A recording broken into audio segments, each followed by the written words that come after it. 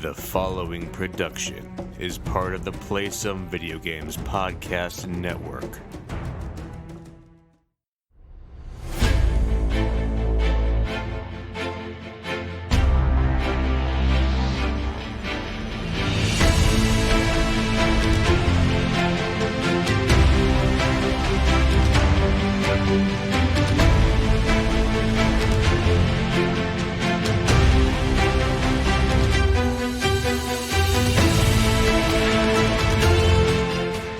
Boarders, and welcome to Board with Video Games, the gaming podcast that strives for the right balance of coverage for games you play on your table and on your television. You can think of us as the remote work and canceled activities of gaming podcasts. We're a proud member of the PSVG Podcast Network and thrilled to be part of the Dice Tower Network as well. I am one of your hosts, Kyle, and joining me on this co-op adventure, the guy who lives for remote work. Josh, how are you doing this evening? Hey! Doing okay. No remote work for this guy, though. I definitely find it funny people are complaining about having to do remote work, and also at the same time can appreciate how life disrupting that must be, especially if they have kids at home. But I still have to go to work, so my wife does too. So we're definitely in this working from work situation where people just all day are terrified and screaming, so it doesn't really at each other and about things, so right, it's almost worth quitting over. Well, I mean, that might be tough. I mean, hey, you gotta do what you gotta do, but this is okay. So I don't want to try. I'm definitely not minimizing anything that's going on right now, or that is not my intent, but this is just really like odd, right? Like, this is an odd situation to be in. Yes, it's 100% bizarre, for sure. And like I say to people, and people say to me, I've never experienced anything like this in my entire life on this planet. So not only is it bizarre, but nobody knows what to do or how to do it. And that does not exclude, for my complaint, leadership in my position or in my city, so it's also frustrating. But you kind of have to give people some slack too, and I think that's the most frustrating part for me is trying to give people slack. Because if I was in their shoes, I think this is universal. I feel like they would be very big shoes to fill at the moment. Oh, absolutely, they would be very challenging too. And okay, so you obviously we both work in education. Yes. Are your schools closed? Like, what's going on with your schools? So my schools are closed. They close on Friday for the day. And then here in Massachusetts, a lot of things have been all over the place, where our superintendent sent out a message saying we're not planning on canceling school. And then the next day they cancel. And then they send out a message, we'll be open on Monday. And then 2 hours later, they send out a message saying, no, we're not opening back up until April 6th. Oh, okay. And then our governor says no gatherings more than 25 people in an area. And then our superintendent sends out a message. Schools will be open Monday for teachers to come in between the hours of 8 and noon to get their things. And then Tuesday, schools will be open from 10 to 6 for any student and parent to come and get their things. But, you can't have gatherings of 25 people or more. Someone have like a bouncer at the front. Well, that's a bigger problem, right? Because there's just going to be 1,000 students outside the front doors trying to get in all in one mass group of people. And that's every school in the city. Like my school has, whatever it is. 200 people that go there or something like that. So it should be fun. And typically when there's no school, custodians work 7 to 3, and they alerted us today we'll be sticking to the 2 to 10 shift, which makes no sense because the schools will be closed. So why do we have to be there at night? That is very odd. How about you? What's going on at your school? So just to clarify really quick, maybe if if everyone worked 7 to 3, that'd be too many people. It's a big building. No, we don't have that many custodians on staff. I didn't know. I just meant it in general because if all the administrators and stuff are going to be there too. No, they're not allowed. Okay. So we are, my university we are going on spring break this coming week. So the day this episode release will be on spring break. And then through April 3rd, currently we are doing remote instruction. So no one's coming back after spring break. However, I have to go to work every day. So I'm still going to work. However, if a student wants to meet with me who like lives locally or something like that, we still have to use technology to meet. That's so they good. cannot come to my office and meet with me. But like our residence halls are still open. Our dining centers are still open. So all of that is still functioning and running. I think the hope is for most people that students just aren't going to come back after spring break after that April 3rd date, unless it gets extended. But I have a sneaky suspicion, as someone who worked in university housing for many, many years, a lot more students are going to come back than they think, unless they tell them specifically not to come back. Yeah. But we're taking in my state, we take a lot of direction, and we can only kind of do what the Board of Regents tells us to do. So, and that's not good or bad. It just is kind of the way things go. So we're just kind of following instructions from there and kind of doing that thing. But yeah, they just got rid of all domestic travel too. So we can't even travel domestically unless it's required. And we have to like go through an approval process and all this other good stuff. So like, no, well, which is hard though, like, because if your job is admissions and going to recruit people, like that's tough. So, and that's not my job, but that is a thing that people do, and they've modified like all of our student visits and stuff, so people can still come visit, but there's like only like there's a modified visit day. There's only like 5 people who can come. Like they've done a lot of changes to a lot of the things of how things are functioning. So, but it was interesting because I live in a small town, not too far from where my institution is. And I went grocery shopping today because, I know we're supposed to stay home, but you got to have food, right? So I went grocery shopping. There was, other than toilet paper, my store wasn't out of anything. Everything was there.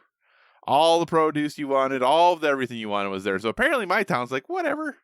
The funny thing is my grocery store had on sale things you think would be a good idea to have at this time of year, or in this situation, and they just still had more left. So it was like macaroni and cheese and pasta, and like all of those things were on sale.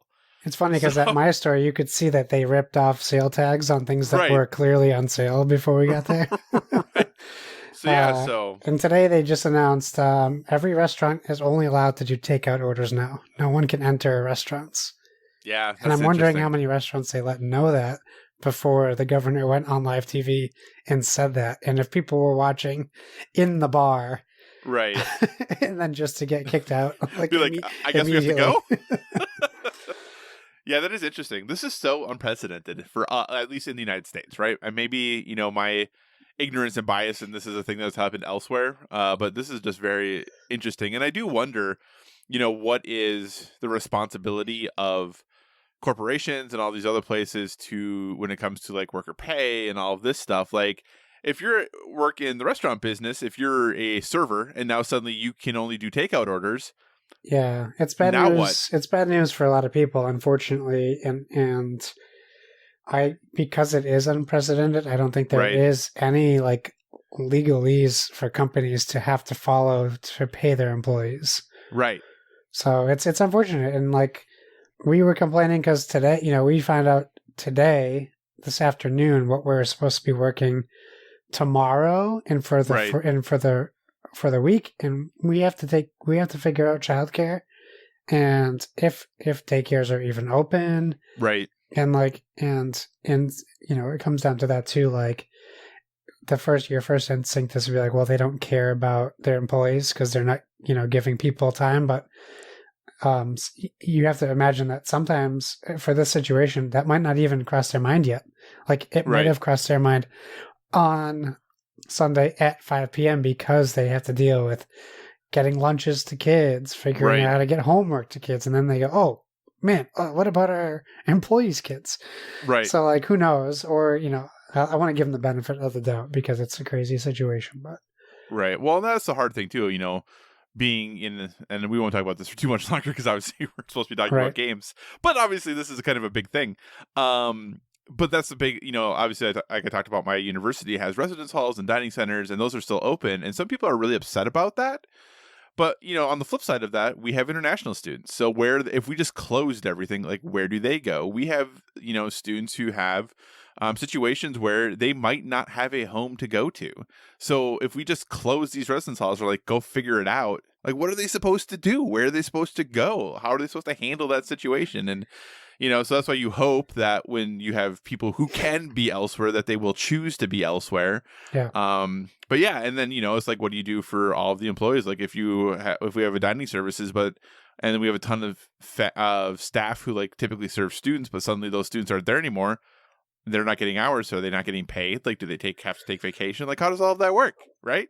Hopefully, this is definitely going to be difficult for a lot of people, but hopefully this is a learning event and it doesn't get politicized, and it's just something that the government focuses on fixing in case it ever happens again, or fixes it now so next week people can start getting paid. Right. Or whatever the case may be. Yeah. And, some places are doing a good job of giving their employees time and paying them still, or letting them work remotely to the best extent that they can and paying them still.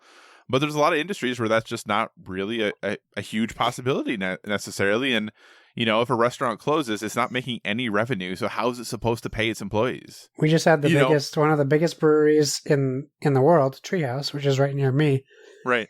They have been open for this past 4 days, and they built like these quarantine zones for their employees, so you could still go and support them. And then today they just announced, like, heartbreakingly, they're going to have to, for the safety of people, shut down. But they're like, we're going to lose all of our fresh beer because it's not fermented, so it's not made to last more than 2 weeks necessarily. So they're going to have to give it away and not make a profit and not pay their employees because they have to send them home. Like, it definitely is heartbreaking for small businesses. And people who, it's just insane. It really is crazy. The logistics of this and how people are handling it. And I know, like, we have some listeners who work for Lowe's and they're like paying their employees. Yeah.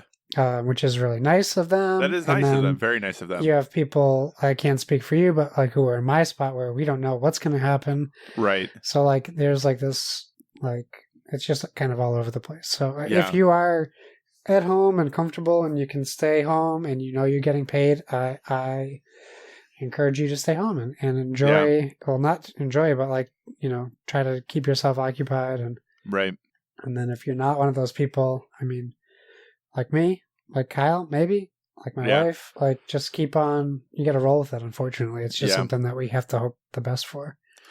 Yeah, and if push came to shove, I could 100% do my job from home. Yeah. I could. So we just haven't been told we have to do that yet. So we'll see what happens, though, because obviously, my campus is a decent-sized campus. We have well over 1,000 employees, so there's going to be a lot of people there. Granted, we're pretty spread out, but still. All right, well, hey, let's get to the things that we're here to talk about today, despite all of this, and maybe something that is taking us away from all of the typical things, and that's some games. So I'm going to skip the housekeeping, where you all know where to find us. Find us on Twitter at Board with VG and all that good stuff. So we're going to skip all of that since we did a longer than usual intro. We're just going to go talking about the games we've been playing on our tabletop. Josh, what have you been up to with that, sir? Oh, well, see, I gotta put my phone away because I keep getting announcements of this coronavirus news. No, I know. I actually had to put my phone away because I keep getting updates from work. So Trump let the military know that the government is going to quarantine the entire country for 14 days. Going to make the announcement in 2 days. So when this drops, oh yeah, there we go. You will likely be quarantined with the rest of us. That'll be fun. Okay, so we sat down on Friday night because I got to work Friday day and played a board game. And it's funny because we started to play Valley of the Kings and I forgot that everything needs to be sleeved. Oh, so yeah. I was like, and it's a 16-minute game. So I was like, okay, let's put this one away. So we busted out Ascension, Skulls and Sails, which my wife likes Ascension. So I thought this would be like an easy, like, we know the basic rules, so we should be able to play. What's very interesting about Ascension, Skulls and Sails, if you check out our Instagram or Facebook or Twitter, you can see pictures of the game. It has the base gameplay of Ascension, but it's actually very different the way it plays. Gotcha. So there's some things I would change about the rule book like right away, because it says when regarding where you put cards, which are on the sides of the board, calls it the center row, but there actually is a center row where your ships go. So interesting. Okay. It's a little confusing how they worded that.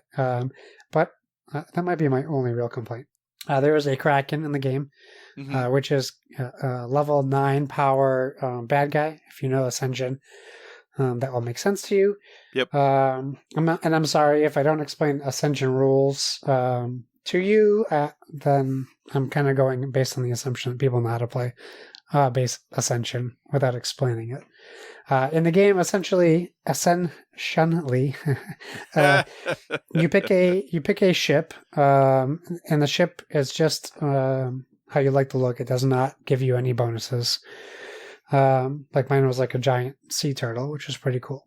It has a dial on the bottom, which is a crew counter. It goes from 0 to 9. And crew they're basically either recruit or attack points that you can use as your crew. And you spend those, but when you spend those, it doesn't replenish. You have to keep earning crew to get those. When you start the game, you have a 10-card deck. You start by drawing 5 cards from that deck. You have apprentices and militia. So militia provide you attack. I am going to explain Ascension. And apprentices supply you with recruit points or gold, however you wanted to think of it, but it's how you acquire cards. When you set up the board, if you look at the pictures online, there is, on the top of the board, there is a cultist, which is a bad guy you can always defeat in case there aren't any bad guys you can afford to defeat on the board. There's a draw pile, a discard pile called the Void, which is where all the monsters and hero cards are that you can recruit. And then there are mystics and heavy infantries, which are basically upgrades to your starting hand. So an apprentice gives you 1 recruit, a mystic gives you 3, a militia gives you 1 attack, a heavy infantry gives you 2 attack. Okay. And you can always acquire those if you don't have enough to acquire cards in the middle of the board. Then you draw your deck, you fill out the sides of this board. Now, what's different from this game than Ascension is you can't, in Ascension, when you are playing your hand, you can just recruit or defeat any visible cards in the main row. This one is not the case. You actually have to have your ship in the location adjacent to, or not adjacent to, in the same spot as the card in that spot. So on your first turn, you just put your ship on the board. Simple as that. On subsequent turns, you move 1 space to an adjacent space, and there's a water flow like connection where you can move your ships. There is a raid ability. Only depending on, some cards tell you can raid, some abilities let you do it, and you can raid an opponent's ship if you're on the same space as them, unless a card tells you can raid a ship anywhere you want on the board. And what you do when you raid is you steal gold or treasure from your opponent. Right. And treasure is valuable at the end of the game for victory points. You also can get treasure from defeating bad guys. And what am I missing? Sometimes when a monster comes out onto the board, it has a fate ability, which triggers immediately. They typically are either like move your ship 2 spaces toward this card, or move your ship 1 space toward the Kraken, etc. The Kraken is at the very bottom of the board. If you go into the Kraken space, it steals a treasure from you if you have one. You can also fight the Kraken. Right. If you defeat the Kraken, you become the Kraken. And then you keep that card in front of you the whole game, and essentially it lets you raid every turn if you're in the same space as an opponent. We play 2 players. The game's playable up to 4. Right. It would be very hectic at 4. I think it would still be enjoyable. But one of the biggest things we noticed about this, because my base Ascension, I have so many expansions, you hardly ever see the same card twice. In base games like this, where it's just 1 set, you end up, in Ascension at least, typically seeing the same types of monsters frequently, as well as sometimes you see the same heroes you can recruit. Right. And what you're doing is you're recruiting heroes, which give you abilities. You play your abilities to acquire new cards in the wherever you are in this game, essentially, and defeating monsters. And you're doing this to gain honor. In a 2-player game, there's an honor pool of 60, and the game plays until the honor pool is empty. And then you count up your victory points and your honor, and the person with the most is the winner. It's pretty straightforward. If anyone hasn't played any Ascension games, it's still probably my favorite deck builder. And this game, while it's different from Ascension, it kind of rekindled my love for Ascension, because I haven't played more than just the app in a long time. Right. I still actively play on the app, but it's very fun. I liked the pirate theme. It definitely changed it up a lot, where you don't feel like you're just getting an Ascension expansion. You actually feel like it's a different Ascension game. So yeah, Ascension Skulls and Sails. I really enjoyed this one. When did it come out? Oh, it came out last year, I believe. Okay. So I thought, here's my question for you. And this is not in any way to diminish your enjoyment of the game. How many, if you had to guess, the original base Ascension, which came out way back in 2010, which is kind of ridiculous to think about that game's a decade old now. How many ratings do you think Ascension has on Board Game Geek? How many ratings? Yeah, Ascension, how many? The original one. I don't know, 1,500? 11,119. I meant 11,000. Okay, 11,000. It was a lot. I had no idea what 11,119.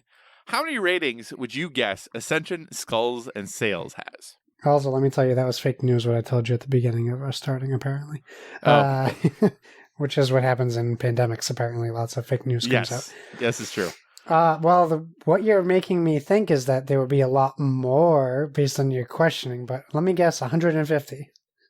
96. Oh, okay. So, now granted, there's been a decade for people to rate Ascension. Yeah. The original deck builder. Over 11,000 ratings. Skulls and Sails has 96 ratings. Do you think Ascension has kind of run its course? Do you think that Ascension is time for it to take a break or move on or do something different? Well, it's definitely about to do something different. So, yes, it's probably time for them to do something different. They do, because they have the deck builder with minis coming, right? Deck builder, dungeon crawler, or something like that, yeah. So, basically Clank, but Ascension? Maybe. We don't really know what the heck it's going to be. I mean, there's not really... I wouldn't say Clank has miniatures. That's true, it does not. It could. It easily could. Yeah, it definitely could, but we'll see what they do, but I mean, I kind of agree with you. There's definitely room for it to change. Whereas I guess it's probably taking more of the Munchkin route where you know what to expect from every game. Right. And maybe they're still making money on it, but people just don't review it anymore, or maybe people aren't buying it. I'm not sure. But yeah, we haven't bought the past 4 expansions to the main game, I think. But because it's just, I actually just said this to my wife the other night. What I want to do is I want to go back and separate all my sets, because they're all in one big giant main box. Oh, right. Put all the expansions back in their original boxes and then play Ascension and 1 or 2 expansions and then mix it up every time we play. There are sets out there like Dreamscapes that adds a new mechanic that 2 other expansions use, but none others. So I might want to keep those ones together. But there's so many expansions. It's kind of like Legendary, except Legendary is more streamlined, I think, with how they manage Marvel Legendaries are, with how they manage adding, as you individually add heroes and villains, whereas you're not adding in, I think if I pull out my Ascension game, it probably has over 2,000 cards in it just to acquire in a regular game. So it's a little overwhelming. Yeah, I think it is, because it says here, and this is the interesting thing about Ascension, the base game, is that there are expansions, but those are mostly promo cards, because technically, I think basically all the Ascension expansions can be played standalone, right? Yeah, they're technically their own sets. Yeah. Yeah, so they are listed as integrations, and it integrates with 17 other sets, the base game. That's crazy. So yeah. that's a lot. That is a lot of things that they and have. They're big sets too. It's not just Right. like a little like add-on. Yeah. So yeah, and I think. But anyway, the reason I asked the question is I wonder, someone like, I enjoy base Ascension. I haven't played it a ton lately. And like you, really in the last probably 5 years that I've played Ascension, for me, it's pretty much always just been the app. Yeah. Do you think that something like Skulls and Sails is different enough for someone like me who's like, I like Ascension, but I don't, I'm not in a situation where I've bought many of the latest expansions or sets. Is it different enough for someone like me to go in and play it and feel like it's different and worth it? I mean, you say that you don't have a lot of expansions, so maybe in that situation where you haven't maybe played Ascension so much or with all these expansions, it might be worth it. Okay. I don't know that. I mean, I'm happy I got it because I just love Ascension and I like to support them. But if it's someone who's just played the crap out of Ascension and they have all the expansions, I don't know that this is going to set itself apart so much. In fact, it might be more frustrating to someone who plays Ascension a lot because it does change the core gameplay to be different. But it's so familiar that it could be, I think, considered maybe frustrating to active Ascension players, which is maybe why it doesn't have a lot of reviews or maybe even plays. For someone like you or someone interested, I mean, wait for a sale, or if this is something you can play at an event to try it, that probably is the best way. But I think it was like $40. It's not like a break the bank game. Right. You're not spending $60, $70, $80 on the game. So, I mean, it's something that I will play more of, for sure. But, yeah, if you're kind of burnt out on Ascension, I don't know that this is going to reignite that fire for you. Right. I hear you. And like I said, I don't know that I'm necessarily burnt out on it, but it is a thing that I think about going back to, and I just wonder, not why I would go back, but there's just so many things to play. It's really hard to go back to something where it's a fun experience and you know what it is, but it's just, how do you continue to go back to it after all that time? So, but I'm glad you enjoyed it as much. I always know that you're going to bring the hot Ascension news, which is great. Yeah. Any other games you want to talk about, sir? Oh, no. I mean, there's a lot of games I want to play, so, we'll see what happens with our future 2 weeks. Maybe I'll get to play more games. Yeah, we have multiple games set up right now, but we definitely haven't gotten to a ton of them. But, Josh, so obviously there's a picture on our Twitter that I indicated that, been playing a little Harry Potter Funkoverse. Yep. I'm not going to talk about that tonight, though, because I definitely want to get it played a couple more times before I talk about it. But Josh, there's one game that has been a pretty popular game for the last few years, and I have not had the opportunity to play it yet. It's a pretty straightforward game. It's not super complicated. But I think, people might consider it to be a quote-unquote modern classic. So if I were to say, Josh, what is a modern classic game that's maybe been released in the last 6 years or so? What do you think one of those games might be? It's a good thing there's only been a few board games that were released in the past 6 years. Like modern classic. Well, let me give you a list. And okay. I'm not taking 6 years into account because I probably messed that up timeline-wise. That's fine. Sagrada, Azul, not Ticket to Ride, obviously, not Carcassonne, because these games, Villainous? No, okay. you've played I've Villainous, played that. right? Yep. I've played that, yep. I will say, you were on the right track for sure. Okay. That's not a pun? No, that is not a pun. You were just on the right track with the other games you listed. Okay. I'm on the right track with like Azul and Sagrada. Yes. And there's probably one more game that you can throw in that mix, I feel like. And Splendor. That's the one! Oh, haven't played Splendor before? I had never played Splendor before. Whoa. So, Josh, I've now played Splendor. And let me tell you, that game's really simple. Oh yeah. And not in a bad way. Not in a bad way. But my goodness, was that game real simple. And, dear listener, Josh has definitely talked about Splendor before. I had read the rules for Splendor. I had watched people play Splendor, so I kind of feel like I had the experience. But I never myself had sat down at a table and picked up some chips that represent jewels. Let me say the one jewel that's like brownish colored just looks like a candy bar to me. So that's just what I called it all the time. It was a candy bar. But yeah, so in Splendor, on your turn, you're basically just doing. Oh, and it is designed by a whole bunch of people. Actually, I think there's a lot of people who technically have, or is published by a whole bunch of people. Mark Andre is the designer. Space Cowboys, Asmodee, all of them have had some hand in publishing it. But this is I don't even know what the good way to describe the style of game that it is. I kind of think it's almost like a family drafting game, really, because you're drafting things from the table. So on your turn, you either collect chips, you can buy or build a card, or you can reserve a card. Like, that's pretty much all you're doing. And you just pick one of those 3 things to do on your turn, and then it's the next person's turn. And it really isn't any more complicated than that. You are just trying to be the first person in a 2-player game to get to 15 points. And once you do that, you win the game. And obviously the cards are randomized when they come out, so there's a little bit of strategy there. Trying to think about what your opponent might be looking at, trying to get as far as cards goes, and seeing if it makes sense for you to try to cut them off. But in the end, I really think this game plays pretty solitaire. Would you agree? Yeah, I definitely agree with you on that. Because I think there is this desire to look around the table at what everyone else is doing. But I think if you take the time to maybe reserve a card that someone else wants, or buy a card that you weren't really going for, but you feel like it might make the other person's life more difficult, it just sets you back a step in accomplishing what you... Yeah, you said it, reserve. People who play this game, I have not experienced many people using reserve properly. So while it definitely can feel like almost a solitaire game, if you aren't utilizing your reserve, you're just constantly watching people take what you have been working up to get.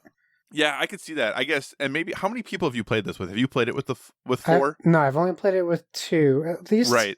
I mean, way back when I first got it, I may have played it with 4, but not in memory. Right. And all I have played it with is 2. And I'll be honest, in one of the games, I did a lot of reserving and looking at things and really trying to make sure. But then in the other 2 games that I played of it, I just 100% focused on what I wanted to do. And that was it. And I won every single game. I didn't look at what the other person was doing. I focused 100% on the most efficient way I could get to the cards that I wanted to get. And I felt like this was going to be a bad idea. And maybe if I played against people who were more experienced in the game, it would be. But I pretty much ignored the bottom line. Because the cards, you know how they have like the 3 stacks of cards? Yeah. I pretty much was like, okay, if cards are worth points, unless it is a card that is using resources or gems that I have that I don't need anytime soon, like, then I will take like a low one. But if it's, I'm going up right away. So I don't know. I like it. It's pretty fun. It is even lighter than I thought it was going to be. I think production quality, is not that great, because the chips are nice, but the cards are really thin. Really thin. Yeah. Like, you shuffle them once and they bend really hardcore. So I think for the price, because retail I think is $40, it really doesn't feel like it's worth the price. It is a fun game though, and a really easy way to get people into the game. And the box insert is great. Mm-hmm. And realistically, the box insert is really necessary, because that box is way too big for what's inside of the box. Because the box is pretty huge, and there's like, I don't know, 50 or 60 cards, and 15 or 20 chips, and then the box is massive. So it's a good insert. Everything fits in there nicely. Have you played with the expansion at all? I have the expansion. We haven't played with it yet, and I'll be honest with you, the only reason why we haven't played with it yet is because the expansion is 3 separate expansions. Oh, really? Inside, and you can choose to play them individually or together, and I just really didn't. While we do own it, I was a little stressed out about, because when we play a game, we typically have time for one game. Right. And like, if we could sit down and be like, hey, we're going to play each of the expansions once, I would have already done that. Like, no question. Right. So I'm just a little stressed out about that. Until I can figure out in my life time where I can sit down for 4 hours with my wife and play board games. No, for sure. So, and here's probably my other problem of why I'm probably more lukewarm on this game than a lot of other people are, because the overall rank for Splendor on Board Game Geek is 148, right? It's ranked really highly. It's so accessible. That's why. Well, it is super accessible, but also, Josh, I don't know when I would play this game if I was trying to decide what games to play, and I looked at Splendor, and then I looked at Century Golem Edition. I don't know why I would pick Splendor. Like, I just don't know why I would. It has a great app. Okay, that's good to know. Just so you know. Okay, good to know. Good to know. So, yeah, there we go. Yeah. Overall, Splendor. Maybe I did play the app once. Now that you say that, we played the app exclusively while my wife was pregnant, while sitting in waiting rooms for doctor's appointments. I'm wondering now if I played the app, because as I was playing it, I'm like, I know all of this, and I couldn't tell if it was just from enough osmosis from reading the very simple instructions before or watching other people play it. But I was like, I feel like I know what I'm doing. So maybe I've played the app and I don't even remember, which probably tells you how much I love the game. But if you're looking for a pretty straightforward game that plays up to 4 players, Board Game Geek says the best number of players is 3. So I would be interested to play it with more because, like I said, I've only played it with 2. And just for note, Josh, if you were curious, the number of players who have rated Splendor on Board Game Geek, 51,616. That's more than Ascension, Skulls and Sails. That is also more than just Ascension. So, but 2014, I forgot this game came out that long ago. It's definitely an old game, yeah. And I think when we did our list, right, I think I'm definitely becoming old and senile when it comes to years that board games have been released. No, it's okay. I totally understand. So that's the biggest thing I've been playing on my table. I have a couple other things set up that I said we've dabbled in, like I said. So look for reviews about Harry Potter, Hogwarts Battle, or not Hogwarts Battle, Harry Potter Funkoverse, and Orleans are also set up and ready to go. So, and I'll join you on the Harry Potter thing. We'll probably play that this week. Perfect. Awesome. So that's it for board games and things on our tabletop. Josh, what have you been playing on your television? Oh, so many things, Kyle. Yeah, your list is way bigger than mine is, because I'm not going to lie. Work has been ridiculous because of this whole going to remote stuff. So I have not played many video games at all. So I'm excited to hear about your list. Well, I don't know what order I'm going to do this, but first I'm going to mention there's this game. I'm just going to say it's a Kevin game, which means it might be a you game. It's called Piku Niku. It's on Game Pass, so it's on Xbox right now. It might be on other consoles, but I tried it because it's on Game Pass. It's a quirky, weird Devolver Digital game, so that's all I probably have to say about that. It's quirky, it's funny, and I will call it a platformer, I guess. You play a blob with long legs. I don't know that I have learned what it is yet, if you ever find out. I don't want to say too much. I'm just going to keep it for our PSVG friends and say it's a Kevin game. Okay. And it's on Game Pass, so try it. Yeah, I'm looking at this, and I've definitely seen the cover art for it before. It's also on Switch, I know. Okay, so cool. I would assume PC as well. But yeah, I've definitely seen this cover before. But okay, good to know. Yeah. While speaking on Game Pass, I did finally download and play Lonely Mountains Downhill, which I've heard people talk about. And then I think, I was just like, I need games that are like short, that I can play in small things. So I boot up Lonely Mountains Downhill, and then 4 hours later, I'm like, I'm still playing this game. It's super simple, really fun. You're on a dirt bike, you're on a mountain bike or a BMX bike, and you're literally going downhill. You can go faster, you can brake, and you can speed up. Those are the 3 things you can do. It's a very simple, beautiful game. Right. Like, there's not a lot to it graphically, but it is still like a beautiful looking game. Mm-hmm. It's challenging. Each course has like an Explorer difficulty, then easy, medium, and hard. Okay. And if you complete Explorer, it unlocks easy. You complete easy, it unlocks another course. So far. Okay. At least so far for me. I think eventually I'll have to complete medium to get more unlocks. Mm-hmm. You crash, you have checkpoints. the controls are sometimes reversed if you're coming down towards you. Oh, okay. But then if you're going forward, the controls are back to how you would expect them to be. Right goes right. Honestly, I would just say this is a game. If you have Game Pass, download it, try it. You will just keep playing it. I feel it's fun. It's really unique and dare I say exciting. I played some of the beta for Bleeding Edge. How was it? It's not for me. Okay. It's like a bad Overwatch. Okay.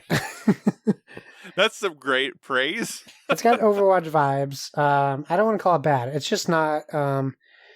There's a lot. I don't want to say there's a lot to it. It has 3 different game modes. Mm-hmm.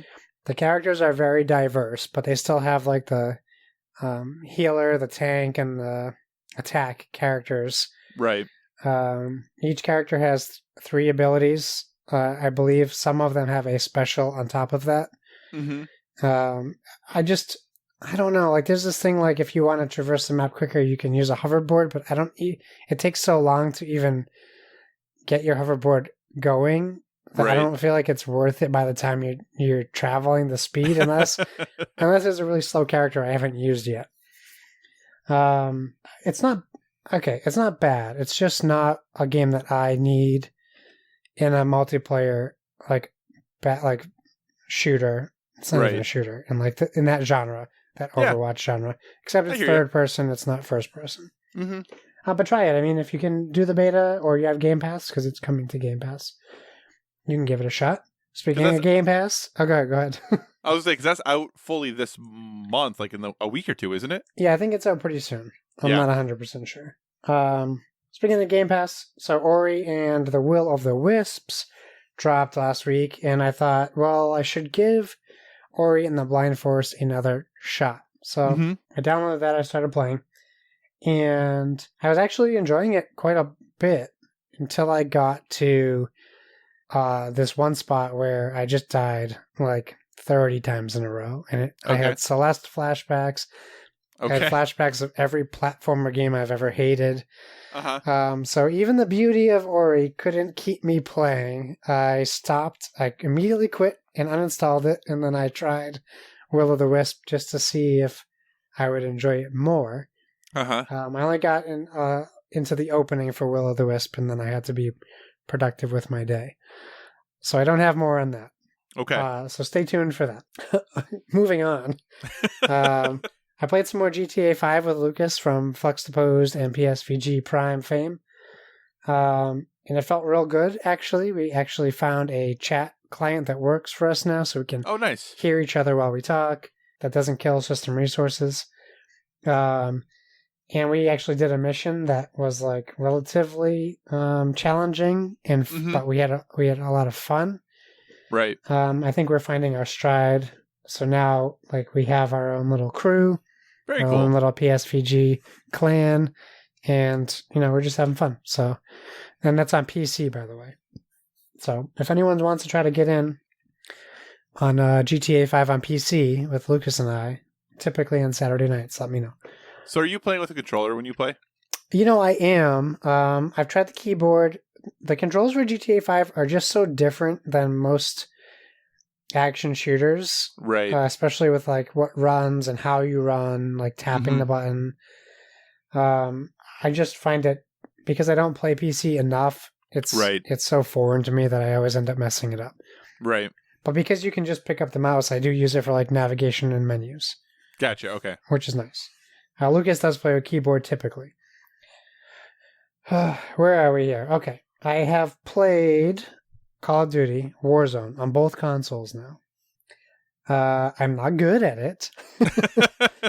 And I'm having a struggle because the Battle Pass is so much more prevalent in this than it is in Apex. Right. Or Fortnite, where I actually feel like I need to have the Battle Pass for Warzone, but I know I'm not going to play it enough, so I haven't purchased it.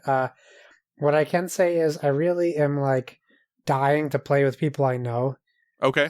Because I've been playing with strangers, and it can be pretty frustrating to watch strangers ignore you and not help you out. Right. And that I haven't really run into that in Apex for some reason. Mm-hmm. It seems to be more teammate friendly for strangers. For strangers play for me. I'm not saying that Call of Duty isn't, but my experience is people will stand right next to you calling for help, and they will just look right at you and not help you. Yeah, no, that doesn't surprise me for a Call of Duty game at all. That doesn't surprise me one bit. As someone who plays a lot of Call of Duty, that doesn't surprise me at all. Yeah, so I just feel like it's not as welcoming to newcomers, I guess, would probably be the best way to describe that for me. Yeah. Or people who myself don't think I'm very good. However, that being said, I think it's very intuitive. They did a great job with the map, especially showing you the names of the places you're dropping, which is a huge... small change, but it has a huge impact for me. I like the aspect of dropping a parachute, killing it, dropping it again. Like, it helps out with the timing and the landing and trying to get where you're going. I like the weapons. I like you can access loadouts if you have the full version of the game. Mm-hmm. All those things are pretty great. I like that the progression it's cross progression for your regular game if you're playing Warzone. It looks great. It plays great. I've had a few slowdowns, but I'm assuming that's because of server woes that they're getting used to. Mm-hmm.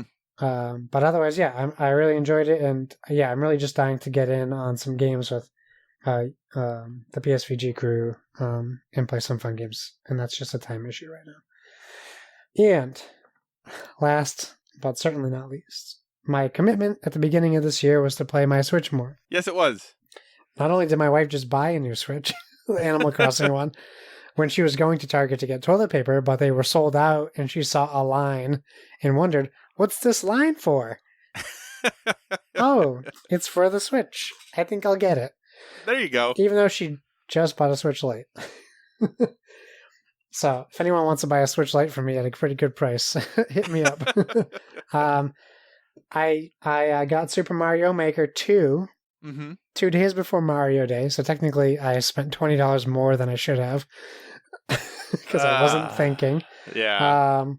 I haven't done too much with it. I've done the tutorial, and I have created one level, which I uploaded when I realized I wasn't really happy with my final outcome yet. Oh. So I uploaded it a little prematurely, but that level is out there. I can share it. Just like I'll share my Switch friend code at some point. I really enjoy, like, we talked about our whole thing about what we would do in the game industry if we could, like, pick jobs. Right. And I picked level designer.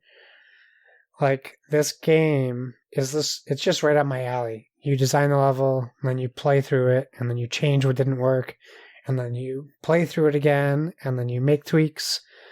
And I'm just really enjoying that aspect. It even like caters to my OCD because you can change everything, right? To an extent.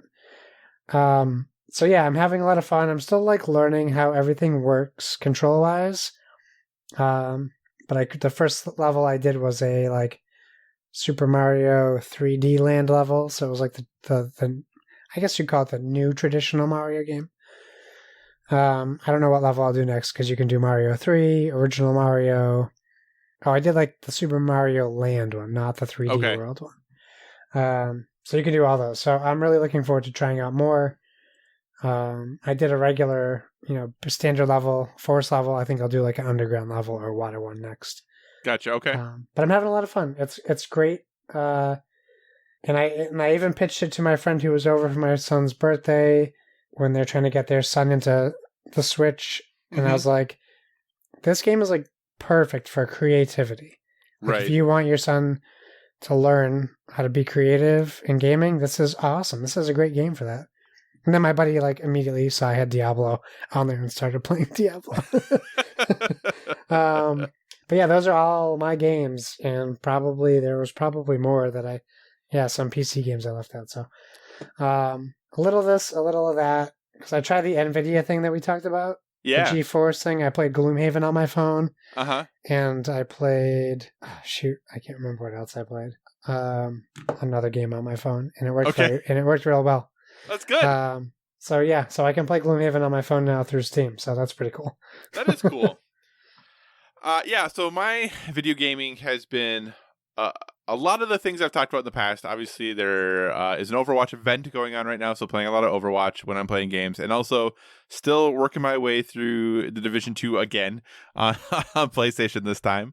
I do have to I haven't even downloaded Warzone yet, so I should probably do that so we can play together. Oh, yeah, let's play together. I haven't even updated my Call of Duty game just because my Call of Duty game is like 130 gigs right now.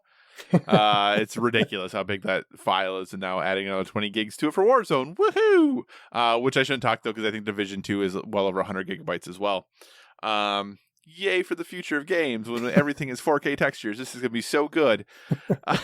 Anyway, so that's mostly what a lot of my time has been spent in is those two games. However, Josh, I did download finally and start a game that I have been meaning to play for quite some time. Ooh. Forza Horizon 4. No. Shoot. But it was the debate between Forza Horizon 4 and this game, and I went with this game, but Forza's on the list still. Uh-huh. I don't think you believe me, but it is. It's actually downloaded. So along with Lonely Mountains Downhill. But this game I've been meaning to play for a very long time because it's a style of game that I like a lot. And I hadn't really gotten into it. But, Josh, let me just ask you a quick question. Yes. When somebody says Xbox to you, what are the game series that immediately come to mind? Gears of War, Halo. Did you download Master Chief Collection? I'm not talking about that. Okay.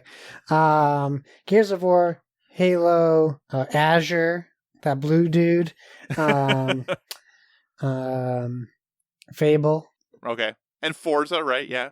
I said Forza. No, I didn't say Forza. Well, you didn't in this group, but you said just before. But right, like yeah. when people hear Xbox, they think of Gears, they think of Halo, they think of Forza. Like these are the things that come to people's mind. And I'm someone who likes Gears. I like Halo. I've never played Forza because I'm not a huge driving person. But you know, when people talk about Xbox, I like those games. I really enjoyed, and I'm totally blanking the name of it. The one zombie game, State of Decay. Really liked the first State of Decay. Wasn't a huge fan of the second one, but really liked the first State of Decay. Josh, I have now played a game that I think at this point is my favorite Xbox franchise, period. Franchise. So it's multiple games? Yeah. And it's exclusive to Xbox? Yeah. And it's not Sunset Overdrive? No. Oh, did you play Crackdown 3? I did not. Oh. Did you play Crackdown 1? No, I didn't do that either. I mean, I did that in the past, but not recently. The answer, Josh, is a game that you referred to as well, and that's Ori and the Blind Forest. Oh, boy, okay. I absolutely adore this game. And I'm a person who loves platformers. We've talked about this before, that though my platformer joy is not so much in the Mario realm, it's very much like in the Rayman realm. Yeah, for sure. And, you know, Ori, I think, does an amazing job of mixing the platforming together with that Metroidvania, whatever you want to call it, exploration thing, I guess, for lack of a better word, that games do. And I really enjoy the atmosphere, the graphics, the sound, the challenge, which you, as you mentioned, is pretty significant. Yeah. I like the cool save mechanism that they have involved in there, that you can kind of almost save whenever you want to, as long as you just save up a little bit of energy. Sometimes you're dumb and you save when you only have one life left, like health part left, which is stupid. I may or may not have done that one time. But I always thought I would really enjoy this game, and having Will of the Wisps come out told me, okay, it's really time for me to jump in and play Ori. So I downloaded Ori and the Blind Forest, downloaded Will of the Wisp, but I figured I'm sure they have improved or added things for the second one, so let's start with the first one. And I am absolutely in love with this game. I think it is something very special. And granted, I haven't finished it yet, but this is, at this point, maybe I'm talking with a little bit of hyperbole here, but I think this is easily my favorite Xbox franchise now. I have nothing bad to say about it. Like, I just really, really enjoy this. And my partner was sitting next to me while I was playing it, and she's like, my goodness, this is a beautiful game. The sound is amazing. The beginning is really sad. Like, I mean, not The Last of Us sad, but really sad. So yeah, this is a really special, cool thing that Xbox has. And, you know, I hear overall really positive things about the second one, that maybe there's a couple of little technical things, but overall really good things about it. So I'm excited to play that. And yeah, I think it's just a cool little thing that you see Xbox putting resources into games like this. Yeah. And, you know, this is not a thing that PlayStation is doing really anymore. As someone like myself, who's a pretty hardcore PlayStation person, It kind of stinks that I have to go to Xbox to get experiences like this, but I'm really glad that Xbox is putting the time and energy into games that are like this. And like I said before, Xbox did an awesome job of expanding their studios and bringing on a lot of different groups into their first party. I will say most of the teams they brought in do not make games that I typically like to play. But the thing is they now have studios who will make games for just about everyone. Whereas PlayStation is pretty singularly focused at this point on third-person action, story-driven action games. Which, granted, yes, they have Polyphony. They have these other studios who do other things, like MLB The Show is one of the best sports games released every year. Gran Turismo, maybe it's not as good as it used to be and it is not quite up to the standards of Forza anymore. It's still a very good game. Like, they have other things, but for the most part, those real marquee titles that are coming out of PlayStation Studios these days are similar styles of games from a how you play them standpoint. So I just think it's really exciting that Xbox is doing these things.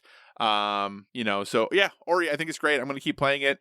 It actually, I was debating between that and Lonely Mountains Downhill, and then I started playing Ori, and then played Ori for like 4 hours. So yeah, I would agree. It's beautiful. The soundtrack, I played it when we were playing games that night because the soundtrack is incredible. Yeah. It does have a good story as well. And I was enjoying it for the most part. But I knew this would be a great game for you because of how much you like platformers. So I'm happy that you enjoy it. And like I said, I think that's the cool thing about this is that this game isn't for everyone. I think, should people try it? For sure. Oh yeah. But if you're not in platformers and you're not into, things like that, this game might not be for you, but that's okay. And I am just very happy that it exists and that Moon Studios is out there doing their thing and bringing these cool things to life. So that's awesome to see. So, all right, Josh, any other video game things that you want to talk about from what we've played? Well, I just want to talk because it came up in our Discord today, and I thought it was topical because, well, it was about basically what we're going through right now. Today, there were 20 million people who were on Steam. Yep. That's insane. That's all. Yeah, it's breaking records everywhere. So yeah, because no one else has anywhere to go. Right, for sure. All right, so we're going to move on. Topic of the show tonight is definitely a one-parter. It might be a two-parter. Depends on how much time we have. The two-parter would be a surprise to Josh, so we'll see how it goes. But also related to all of the things we talked about at the start of the episode, E3 is officially canceled. Oh, no. So no E3 2020 this year. So the big question then is, what is next? Should E3 ever return? Which some people might say that's jumping to a huge conclusion, but... I think it's a question worth asking. The internet right now. I know. I think it's a question worth asking. Should everyone just go to digital presentations or standalone fan events?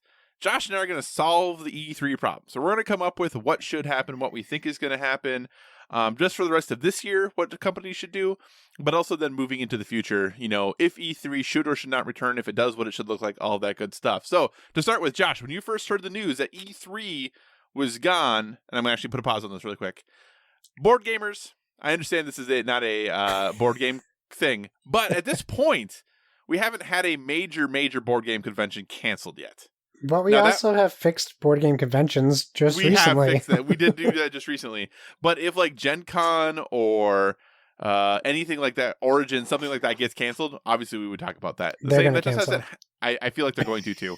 That just hasn't happened yet. So anyway, E3, Josh. Yeah. When you first heard it was canceled, what'd you think? What was your response? Well, the first thing I thought was, it's a good thing we didn't plan something around it. Whoops. Yeah. I think we had a lot of time leading up to it for it to not be a surprise. So I wasn't shocked. But I think I'm probably more disappointed than the general gamer at this point, at least based on how people are reacting to it. So, yeah, I was disappointed. It's a bummer that this... It's like... It's not to the extent of Christmas being canceled, but it's this event that you plan on every year happening and that I'm genuinely excited about, that is no longer happening. So it's a huge letdown. No, I agree. And I was disappointed too. I think sometimes I get painted as the person who thinks E3 is not as important as it used to be, which I don't necessarily think it is as important, but I still have a lot of fun every year Sure. when the E3 press conferences happen and all those things are going on. I think it is a cool, fun, interesting experience. And I was also disappointed, but I, like most people, kind of saw it coming. I felt like that so many things changed, in the course of a little over a week where, no, we're still going on as planned. Everything is happening. We covered last week the news that I Am 8-Bit was out of helping with the creative part of it. And then, they went from, yes, we're still happening to no, it's not happening in the course of about 48 hours. Right. So it was a very, very quick turnaround, which many things were, with NBA seasons, NHL seasons, the start of Major League Baseball, the XFL, March Madness, everything else that's going along with it. But so I was disappointed for sure. So Josh, what do you think is the best course of action though? Xbox and Phil have come out and said that, we're going to do some digital stuff. Yeah. Obviously Nintendo has been doing digital stuff. PlayStation has been doing digital stuff. What would you like to see these companies do moving forward? Especially in what is potentially a console launch year. Now that's up in the air too. Right. But, assuming if we still have consoles launching this year, what do these companies do, and then what does Nintendo do to combat, the hype for these things to ensure people who are interested are aware of them, that they know this is coming out? Like, how do they handle this moving forward? What do they do? So it is interesting because I think we've kind of generally moved away from like random video game trailer releases, right? Like a la music videos work. Mm-hmm. So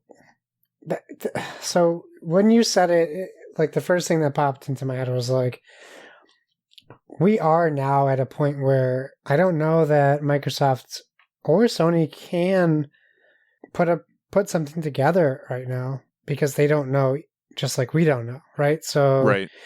If they do have to delay the PS5 or the Xbox, they have to be mindful of their presentation. So what do we do? Do we still do something in June? Yeah, because you still have games coming out on this generation of consoles.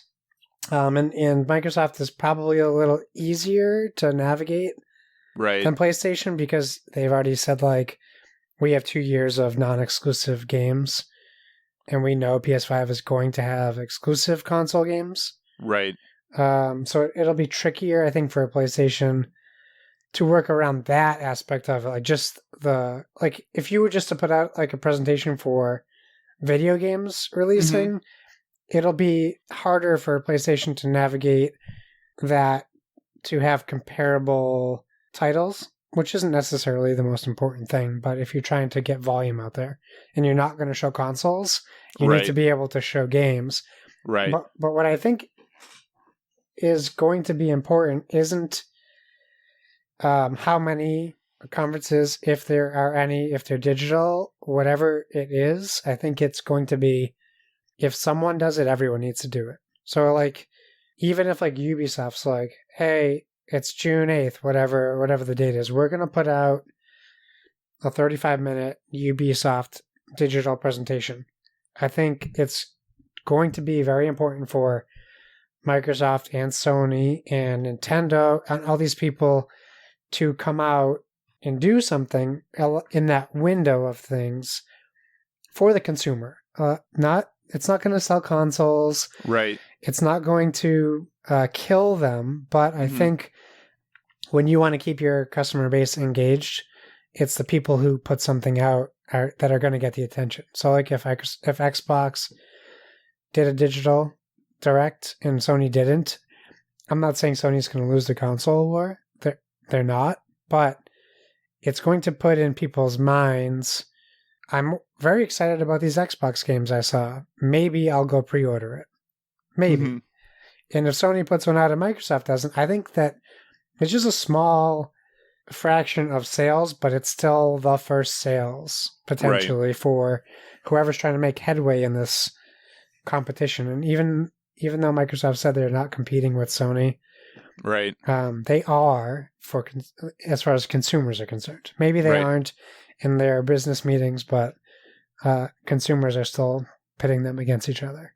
Yeah, it is interesting. Do you want them all like the week that would typically have been E3? Do you want Ubisoft and Xbox and Nintendo? And now we heard apparently Warner Brothers was going to have their Yeah, first ever E3 thing. yeah. And do you want them and Square? Do you want them all doing something that week just digitally? That Warner Brothers one is such a bummer. Like, I know. if it's true, if it's not just like someone saying something because they know Right. they don't have to do it, Right. it probably would have been the winner of E3 with I the know, list right? of games. Yeah, I mean, I think I would like them to do it because people still plan on stuff around E3. Right. So it would be nice for them. They don't have to do it. There could Right. be this weird, like, insider conference call with all the studio heads, and then they just go, "We're not going to do it in June," and everyone's like, "Okay, we won't." Right. And then, it would be what it is. People would just be looking forward to when the next thing is that's going to happen. However, we have to be aware of the countries that these studios are from and what they're going through. Right. And it might not be even within the realm of doing something in June if they're suffering casualties. Imagine if it was a studio in Italy. Yeah. Like, nothing's going to happen in Italy for months because they're just going to have to recuperate. Right. So, that has to be said. But ideally, assuming everyone can go back to work, do the jobs that they were doing, Right. June is the best time to do it because people expect it. You already have your audience there. They're waiting. You don't have to worry about people seeing it on different days. Everyone's going to see it at the same time. Mm-hmm. And, and obviously PSVG is a tiny, tiny little organization in a world full of IGNs and Kotakus Right. that have already dedicated this time frame for E3, and they're probably Right. still expecting Microsoft to release that the same day they were going to have their press conference. So Right. I think they have to take that into accountability too. So do you think, would it be more exciting for you if, over the course of 3 days, every big studio just released some sort of 30 to 60 minute digital trailer of stuff and things and announcements? Or would it be better that starting, in the second or third week of May, running through the end of June, every week one company went basically and was like, Monday at X time, you're getting an hour from Xbox, and then the following week, you're getting an hour from Warner Brothers. Like, would that be more exciting? So where it's spread out more, or do you really want it in that tight, compact time? No, actually, that's probably better. One of the big things about E3 is trying to watch everything and knowing you can't because they cross over each other. And you can't watch Bethesda and Devolver because there's an hour crossover. Not that those are the two big ones you want to watch, but that as an example. So, or you don't have to wake up at such and such time to watch Nintendo. You know that maybe it's that day, it's a Mhm. Wednesday, you're only getting a Nintendo Direct. Right. And then you can plan for that. So yeah, I mean, if they can space it out more, for sure, that would be better for everyone. Right. Absolutely. I agree. I think it'd be fun if they did spread it out some, and I do hope that, I know that Nintendo has done a great job of kind of showcasing the best way to do these digital presentations, and I might be in the minority.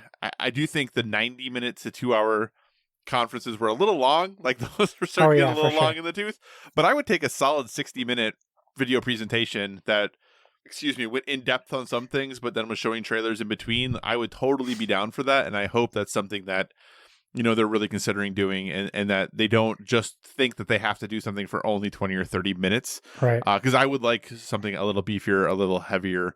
That I think would be cool. So with this said, Josh, there are people out there who are now like, oh, this is the death knell. There's no reason for E3 to come back. Right. And I think, depending on how the rest of the year goes, I think is going to be a better judge of that, right? If the big companies who typically invest millions of dollars of being at E3, if sales and everything seem like within projections and all that good stuff without having been there, Yeah. I think it would be hard to justify spending millions of dollars again to go back to E3. Yeah. But I don't think it's a simple thing we can just say right now with very definitively, like some people have been saying. But if you were in charge, of the ESA, you were the person who had to make all of these decisions, do you think there's any part of them that not trying to make light of anything, but is like, okay, we now have this chance, right? Because of everything going on, we truly have the opportunity to step back, reevaluate, and put a huge effort into making E3 2021 what we think is going to be best for consumers, for retail, for our publishing partners, and look at something like Gamescom or the Tokyo Game Show or something like that, and say, hey, we're going to take the cues from there, or even things like PAX, and say, okay, let's reinvent ourselves. We have over a year to do it now. Is that what you'd like to see them do, and come more to having some part of a fan days as well as press days that are separate? Would you like them to go back to the quote unquote olden days where it was all more focused on press and retail? Do you want it to go more fully fan like PAX? Like, what is your thoughts about how it should come back next year if it does? So I was trying to find the tweet while you're talking. I just didn't realize who it was. When originally I was thinking about E3, like in this context, I kind of tend to agree with that general statement. Like, it probably doesn't need to come back. Mm-hmm. But I saw a tweet. I thought it was from Alana Pierce, but I don't think it was. E3 is way more about the smaller studios and companies. It's kind of like Sundance. You go out and you're trying to get your film sold, right? So you have all these small companies going out to E3 and they're trying to sell their games, and they have all this time with Microsoft and Sony and Nintendo because they're all there. They're all under kind of one roof. It's a little strayed now. They're adjacent to each other, Mm-hmm. and they set up these meetings, and these companies, these people that have booths, very much like PAX, like independent companies, they have this time where everyone is there. It's not the indie showcase convention. It's not the whatever, like indie games con.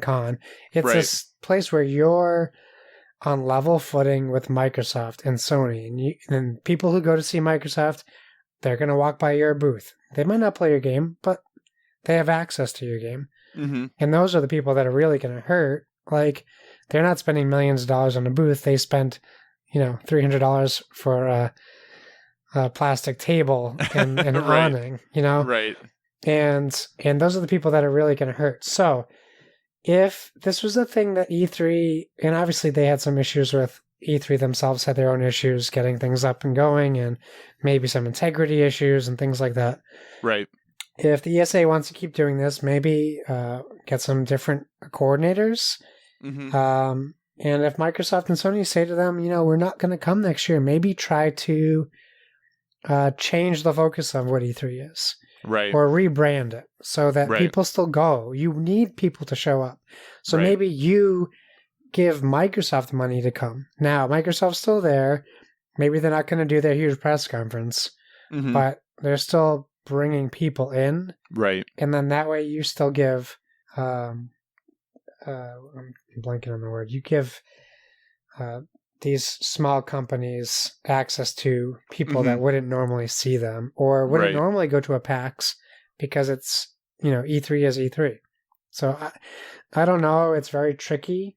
All I can say is that I learned a lot more, or I enlightened myself more on what E3 is about than just these big press conferences, which is what I used to know it to be about. Right. Yeah. And part of me wonders, though, if E3 went away, there would be other venues for that to happen, right? Like, that's what happens at GDC as well already, which obviously didn't happen this year either. So I think this year is just going to be particularly hard for that.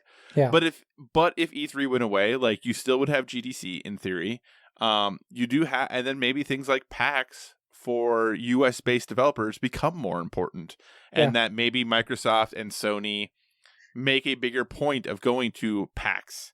Yep. And just like they do, when they go to Gamescom and when they go to Tokyo Game Show, and that's how they connect with the indie developers in those places. Maybe it is, there are so many things already. But yeah, and I think that you're right. That is a big part of what E3 was, and a part that we, as fans, didn't necessarily see.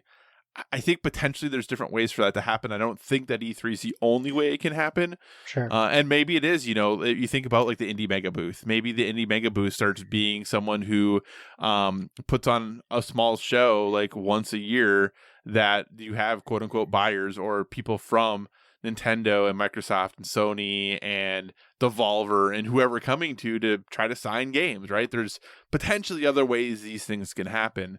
But I think this year just having the rug pulled out without another option does make it very challenging for those developers. And I do think it's possible that we'll see a little bit of a drought as far as support for indie games, or it's going to be harder for them to really get themselves noticed. They're going to have to push really hard and do a lot more work on their own to get noticed. So, I would like E3 to come back, but I do think it should come back probably a little bit different. And I think, fortunately or unfortunately, they need to kind of decide whether they want to go more of the PAX side or if they want to go more of the business side. Because I think it's really hard to split the difference without kind of splitting your show, which is what they do in other places where, Germany and Japan, where it's like, okay, a couple days of press only and business things only. And then we have, fans the next couple days. Like, unless they go fully that route, I think it's going to be very challenging for them to be successful with this hybrid model they're going with. Excuse me. But I would like it to come back because, like you said, I do think it is fun. I think if it comes back in the way of press conferences and trailers and all that stuff, I do think those are fun. I also, though, really don't know how much they're needed. I think if Nintendo just stopped doing them, because I think Nintendo really has shown that, like, when they do directs, Nintendo fans freak out. Like, Nintendo fans freak out about the when they don't do directs. Right, about the possibility of there maybe being a direct, right? Like, it's that's all it takes. Obnoxious. That's all it takes. So imagine if, for Microsoft's fans, for Sony's fans, if they got that excited about, instead of, once or twice a year, we get a little bit of news every, 8 to 12 weeks. Yeah. How exciting would that be? And how much more plugged in would you feel to what is going on, right? Yeah. Because you talked about, I think, which is interesting, when we talk about the future of games, what games are coming in the future, and how it's important for them to get those words out. Like, we know, obviously, for PlayStation, Ghost of Tsushima, the last really big, probably AAA exclusive for PS4, it's coming in June. Yeah. We really don't know a lot of PS5 games yet. But also for Xbox, we know Halo. Yep. And eventually the Hellblade sequel, and eventually I think the other game that, the Outer Worlds developer. They have that little game about, basically Honey, I Shrunk the Kids, the game. Oh, yes. I can't think of the name of it. Yeah, but I can't remember what you're talking about. Yeah, but I don't remember if that's sooner than, then. But we really don't know. Yeah. For most of Xbox's studios either, what they're doing, right? But we do know those will be on Game Pass and work on the current Xboxes. Right, which is why I'm not buying an Xbox Series X. Yeah, why would you at this point? Well, if you go to our Discords, that's apparently the wrong decision. So, but anyway, that's neither here nor there. Anyway, I think we can both agree, though, it is sad, it is disappointing there's going to be no E3 this year, yes? Yeah, I mean, it's a bummer, for 100% for sure. And when you were talking about their future, maybe they should go back to industry only. Maybe they should not open it to the public, and then it's probably more financially feasible for them. Right. And part of me thinks that almost would be the better route, just because you have PAX, right? Yes. PAX exists. Yep. So I think it would be kind of cool for them to go back to that, which I know probably seems counterintuitive and probably not the way people would want it to go, but to me that's how that show would differentiate itself. You don't lose the stage presentations if it's closed to the public. You still get those. So that might be better for them. Indeed. So I will say, though, I think I agree. If that Warner Brothers press conference was going to happen, more than anything, that is the thing I'm disappointed about not seeing. Yeah, that would have been huge. Oh, man. I really want to know what that Harry Potter game is. We know what it is, remember? Well, I know we saw some screenshots, but that's all we know. So, all right. And our second topic that I was a maybe, we're going to skip it. It's okay. It was just going to be about the Marvel United thing. Oh. Yeah, so we're going to skip that. I don't want to be in a sad mood anymore. If we have Eduardo next week, maybe he'd be a good person to ask about that.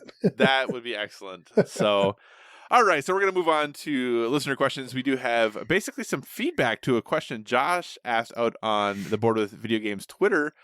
Josh, you want to kind of walk us through all that? Let's do it. So I posted the other day on March 14th. I said, if you're under quarantine or have a work from home order, what board games are on your list?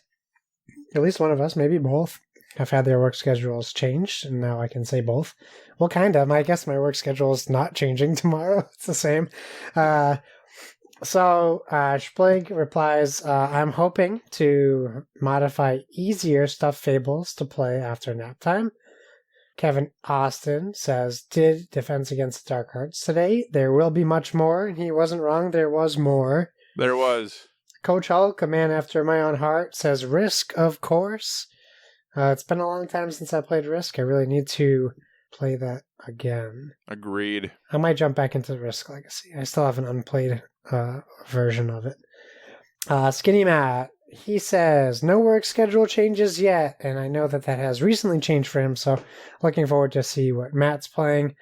I'm going to mess it up. I believe it's T4, KED4. I'm going to say Take It 4. Says, I'm trying to get my wife into some board games. She always defers to cribbage and Yahtzees. However, he reached out to us in our Discord last week, and we gave him some recommendations for 2-player games, and he said, ordered the Villainous one based on recommendations from your Discord. Go so team. I'm excited for that. Seth Roy wrote Candyland, so Seth is immediately in the doghouse, not to be followed by Devin Dias, who writes, Monopoly. It's the only way we ever actually finish a game. And as much as I love Monopoly, being stuck in a house and not being able to leave with my family, I think Monopoly would be on the last of my list because I would be in the doghouse the way I play Monopoly. Well, and that's my thing. I don't know that I've ever actually finished Monopoly very often. I think usually it just gets to the point where everyone agrees to be done. Someone's like, we're done with this, right? Yeah, that has been more my experience for sure. So obviously, thank you everyone for letting us know what you are playing. We hope that you can have more game time as this quarantine stuff goes on. And to wrap things up, while we are clearly a gaming podcast, we do want to give you a recommendation for a well-rounded life. Something else we're currently into that is helping us live that balanced life. Josh, what is your recommendation for our listeners this week? Well, I struggled with this. I didn't really have a great one, but I did start to watch Westworld Season 2 because I didn't get around to it when it came out. I actually only watched the first episode, a year ago? And I just never went back to it. So I've started to watch that again tonight as we record on the 15th. Westworld Season 3 premieres.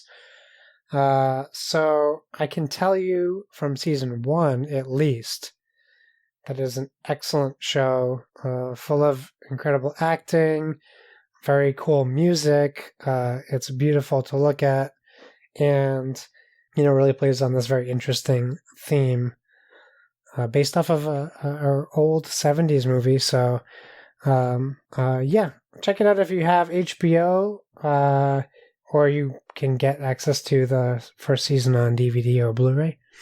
And I believe the second season might be out now too. And I was surprised by your pick. But also I will say this week on our lineup, I believe we have Knives Out planned to watch this week. So that could be my recommendation for next week. Oh, that movie is so good. I'm really looking forward to watching it. I don't want to oversell it. I really enjoyed it, so hopefully you enjoy it too. So I'll back that off a little bit. And here's the funny thing. I watched part of the first season of Westworld, and for whatever reason, I don't remember if I ended up canceling my HBO or whatever. I never finished it. Huh. When I saw a commercial for the third season, I sat there and I was watching it, and I go, is this Westworld? You're like, how is this even possible? How is this even the thing? So anyway, I clearly need to catch up on Westworld because, okay. Anyway, my recommendation is something that I don't necessarily think is good, but I just had a lot of fun with it. And that's Zombieland 2 Double Tap. And I didn't really think about it based on the situation that we're in, that this is probably a bad recommendation. But I don't know. I really love the original Zombieland. I thought it was great. Zombieland 2 Double Tap, I thought was a fun movie. I don't know if I'd say it was a good movie, but it was a fun movie that goes very quickly. Like, that movie just kind of starts and keeps going. There are cuts in that movie where you're like, I don't even know what's going on anymore because it just keeps pushing forward. It's 90 minutes and it's just done. And I think part of me is just super surprised that, you know, a decade after the first one came out, they were able to get them all back together to do this movie because they have all become far more successful than they were when that first movie came out. For sure. Yeah, so, absolutely. Yeah, I think that's part of it for me is just the fact that they did that. And I honestly am just surprised that the movie is not complete crap. I'm glad to hear it because I was hearing bad reviews. I'm glad to hear it wasn't terrible. It's not, like I said, it is not as good as the first one is. It is definitely not a quote unquote film if you listen to Bored with Everything in our conversation we've had about that. But I had a lot of fun watching it. And if you enjoyed the first one, I think you will enjoy the second one. I just don't think you should go into it expecting, you know, an Academy Award winning movie. But that's Zombieland 2 Double Tap. Josh, what do you say we wrap this show up? Thanks for joining us, everyone. In addition, I just put my head on my microphone, so let's throw that in there. In addition to finding us on Twitter and Instagram at Bored with VG, thanks for the new Facebook followers, by the way. You can find us there at facebook.com/boredwithvg. So feel free to give us a 5-star rating over there. Also, if you want to communicate in the more long form, or you're just not feeling social media, please feel free to email us at boredwithvg@gmail.com. We still haven't had anyone take us up on that incredible Patreon offer last week, so listen to last week's episode if you want to know what that is all about. Also, if you want to... we tag our stuff with Bored with VG, hashtag Bored with VG. Maybe I'm getting sick. So please use that hashtag as well on all social media so we can see what you are up to. Especially if you're home and you're playing board games, just give us that nice hashtag. And whatever podcast service you're listening to us on, we encourage you to give us a stellar rating.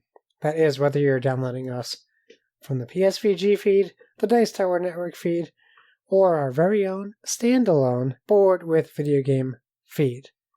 You can find me on Xbox Live and Why So Serious. Oh my god. And PlayStation Network. Kyle. You want me to just take over from here? No, I got it. Okay. You can find me on Xbox Live and PlayStation Network at Why So Serious. That's SIRRIUS. You're welcome to edit that first part out, though. I probably won't. Kyle, where can people find you? So you can find me in all the usual places: Twitter, Instagram, PlayStation Network, Xbox Live, Board Game Geek, all at Psychocross, CYCOCROSS. As always, if you have suggestions for future topics, be sure to reach out to us on the social media because we want to talk about what you want to hear about. Knocking on wood, we hopefully will have a guest next week, so be on the lookout and be excited about that.